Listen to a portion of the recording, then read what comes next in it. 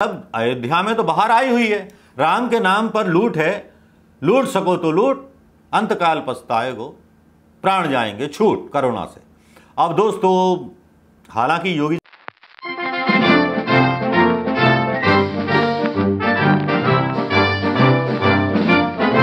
दोस्तों नमस्कार, मैं मनोज कुमार शर्मा आजाद हिंद आवाज न्यूज के लिए आपके बीच में एक बार फिर। दोस्तों, श्री राम जन्मभूमि से जुड़ा हुआ यह खबर है और ट्रस्ट से जुड़ा हुआ मामला है, जमीन विवाद से जुड़ा हुआ मामला है। ट्रस्ट जमीन के विवाद पर एक मामला यह भी उठा था कि जो जमीन 2.5 करोड़ में ली गई, खरीदी गई और बेची गई 18 करोड़ में, उस पर यह सवाल उठा था कि यह जमीन नजूल की थी। यानी कि मतलब कुछ पैसे देकर के पट्टा लिखा लिया जाता है तो नजूल की जमीन कही जाती है, प्राइवेट जमीन जो किसी ने खरीदी हुई होती है।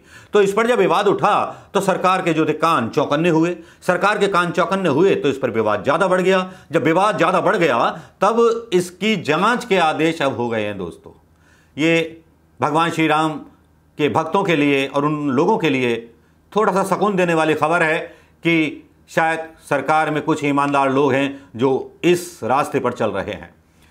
अयोध्या में ट्रस्ट ने जो जमीन 2.5 करोड़ में खरीदी, उसकी सच्चाई का प्रशासन अब पता लगा रहा है। 100 साल पुराने दस्तावेज खंगाले जा रहे हैं। जी हां, 100 साल के दस्तावेज बताएंगे जमीन की सच्चाई। जमीन के पुराने दस्तावेजों की स्क्रूटनी हो रही है। अंग्रेजों के जमाने के दस्तावेज खंगाले जा रहे हैं। जमीन नजूल की है या प्राइवेट, इसका पता लगाने का प्रयास हो रहा है। अयोध्या में श्री राम जन्मभूमि क्षेत्र ट्रस्ट पर जमीन खरीदने में गड़बड़ी किए जाने के आरोप लग रहे हैं। इस मामले को लेकर योगी आदित्यनाथ ने अधिकारियों को फटकार लगाई है।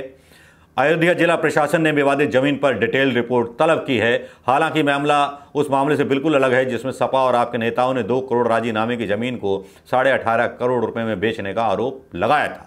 अयोध्या में ट्रस्ट ने कोट रामचंद्र इलाके में जो जमीन 2.5 करोड़ में खरीदी है, कोट इलाके में, अब उसकी पड़ताल की जा रही है। अयोध्या जिला प्रशासन के सूत्र बताते हैं कि शासन के निर्देश के बाद 100 साल पुराने दस्तावेज खंगाले जा रहे हैं। यह बात समझने की कोशिश की जा रही है कि ये जो जमीन थी कोर्ट वाली, ये नजूल की थी या प्राइवेट थी।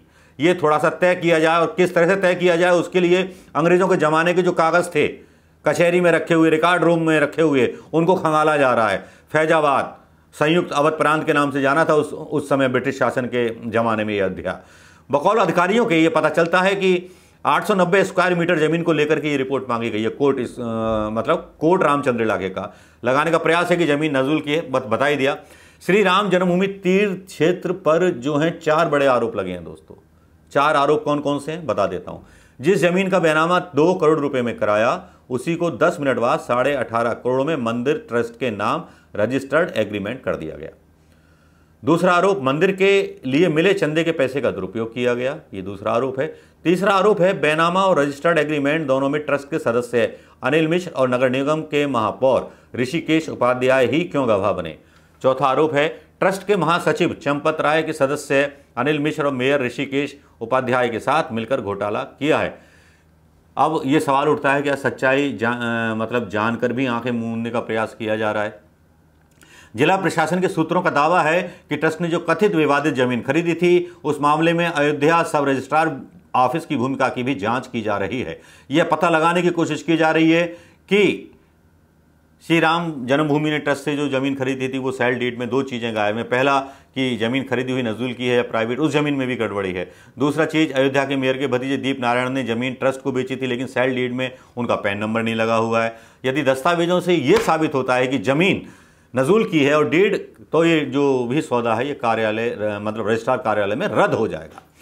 दोषियों को दंडित करने का काम जो है आयकर विभाग का है। अगर ये साफ हो जाता है राम ट्रस्ट भूमि में, ये सारे आरोप सही साबित हो जाते हैं कि नजूल की जमीन को बेचा गया, तब जो है परेशानी बढ़ जाएगी। मेयर साहब की बढ़ जाएगी, चंपत राय साहब की बढ़ जाएगी, सारे उन लोगों की परेशानियां बढ़ जाएंगी जो इस सौदे में शामिल थे।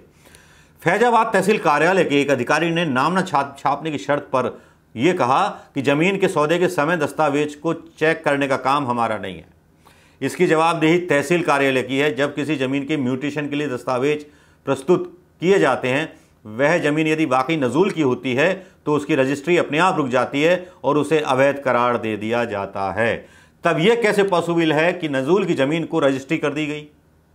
यह अपने आप में एक बड़ा सवाल उठता है। दोस्तों, इस अधिकारी से यह पूछे जाने पर कि जमीन की डीड में खरीदने वाले का पैन कार्ड भी दर्ज नहीं किया गया, इस पर वह कहते हैं यह आयकर विभाग का काम है, वह इसका पता लगाए और दोषियों को दंडित करे। इस मामले को लेकर के जब सब रजिस्ट्रार एसवी सिंह से दैनिक भास्कर के पत्रकारों ने जानने की कोशिश की तो उन्होंने मतलब जवाब देने से साफ मना कर दिया। अयोध्या के डीएम अनुज कुमार झा से भी संपर्क करने का प्रयास किया गया, लेकिन वह बातचीत के लिए उपलब्ध नहीं हो पाए। उनकी तरफ से कोई बयान नहीं आया। सरकार के कैबिनेट मंत्री और सरकार के प्रवक्ता सिद्धार्थनाथ सिंह ने जब सवाल किया गया तो उन्होंने भी कोई जवाब इसका नहीं दिया। उन्होंने कहा कि विश्व हिंदू परिषद से सीधे संपर्क कीजिए। अब विश्व हिंदू परिषद से संपर्क करने की जब बात कही गई तब थोड़ा सा जवाब भी आया। बीएसपी ने सीधे कहा, विनोद बंसल जो राष्ट्रीय प्रवक्ता हैं विश्व हिंदू परिषद के, उन्होंने कहा कि विवादित जमीन के बारे में जानने का प्रयास जो कर रहे हैं, अगर उन्हें वो ट्रस्ट को जानबूझकर बदनाम कर रहे हैं और जिसको लगता है कि उसके पास सबूत हैं तो कोर्ट का दरवाजा खटखटा सकता है। सारे रास्ते खुले हुए हैं। ट्रस्ट की तरफ से अपना पक्ष रखा जाएगा, फिर जो कोर्ट फैसला करेगा वो हम मान लेंगे। लेकिन जब उनसे पत्रकार ने ये पूछा कि ये जमीन नजूल की है कि नहीं, तो वो मतलब बगलें झांकने लगे, कोई जवाब नहीं दे पाए और मतलब गोल गोल बातें घुमा करके निकल गए। जिस तरह से गोल गोल बातें घुमाने के ये लोग माहिर हैं। शहरों में नजूल की ज़मीन एक तरह से गांव में ग्राम समाज की ज़मीनों की तरह होती है। जिस तरह गांव समाज की ज़मीन को बेचने का अधिकार नहीं होता, वे पट्टे पर दी जाती है मतलब 99 साल के लिए, 80 साल के लिए, मतलब एक पूरा एक वो होता है, उसका ग्राम पंचायत को पैसा दे दिया जाता है। तो वो ज़मीन कह जाती, कुछ जगह उसको पट्टे की ज़मीन कहा जाता है, कुछ जगह उत्तर प्रदेश में उसी ज़मीन को नजूल की ज़मीन कहा जाता है, जिसका पैसा ग्राम पंचायत में जमा कर दिया जाता है। 1857 के विद्रोह के बाद हुआ क्या था कि बड़े शहरों में जो लोग जमीन और घरबार छोड़कर चले गए थे, ऐसी जमीनें जो थी कानूनी प्रक्रिया के तहत सरकार ने अपने अंडर में ले ली थी उस जमाने में। तो उनको जो था खेती करने के लिए या किसी के लिए पट्टे पर नजूल पर वो ज़मीनें लिख दी जाती थी। बस इसी में गेम हो गया और इसी में गेम के चलते हुए काफ़ी सारे लोग इसमें मलाई खाने के लिए जुट गए। आरएसएस और श्री राम जन्मभूमि की गुरुवार को इमरजेंसी बैठक हुई थी मुंबई में।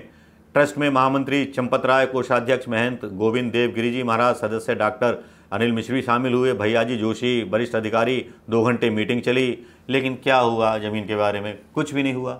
इस बीच एक खबर और आई कि अयोध्या में एक जो स्टेशन मास्टर था उसने स्टेशन की ज़मीन करोड़ों रुपए में बेच दी। मतलब अयोध्या में तो बाहर आई हुई है, राम के नाम पर लूट है, लूट सको तो लूट, अंतकाल पछताएगो, प्राण जाएंगे छूट कोरोना से। अब दोस्तों, हालांकि योगी जी के बारे में बताया जा रहा है कि वो थोड़े से सख्त कदम उठा रहे हैं, लेकिन ये सख्त कदम तब दिखाई देंगे जब कुछ संगठन से जुड़े पापी लोग, जिन्होंने राम जन्मभूमि के नाम पर काले धन से अपना मुंह काला किया है, उनका मुंह काला करके सड़कों पर घुमाया जाएगा। दोस्तों, कैसी लगी खबर अच्छी लगी हो तो शेयर करना मत भूलिएगा। अब अयोध्या में तो बाहर आई हुई है, राम के नाम पर लूट है, लूट सको तो लूट, अंतकाल पछताएगो, प्राण जाएंगे छूट कोरोना से। अब दोस्तों, हालांकि योगी